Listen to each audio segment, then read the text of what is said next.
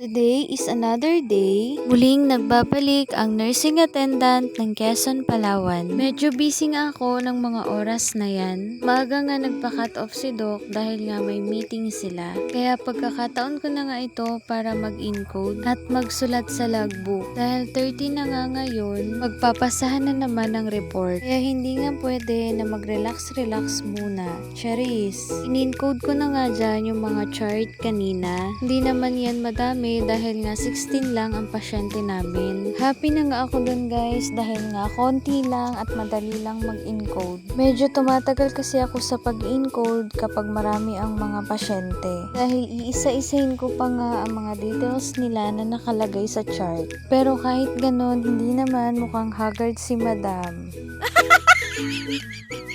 Araw-araw nga na trabaho ko ay araw-araw din akong haggard. Dahil kaliwat kanan nga ay may ginagawa si Madam. May kasabihan nga guys na papasok ka ng trabaho na fresh at uuwi ka naman na haggard. Cherries for the go.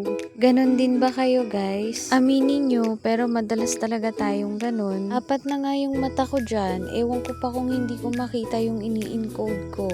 Di kasi maiwasan magkamali din ako ng encode minsan guys. Kaya dinodoble check ko talaga yan. After ko ngang mag-encode ay nagsulat na ako sa logbook. Mga oras na nga na yan guys ay umulan na. Finally umulan din dito sa amin. Hindi nga yan kalakasan guys pero hindi na masama.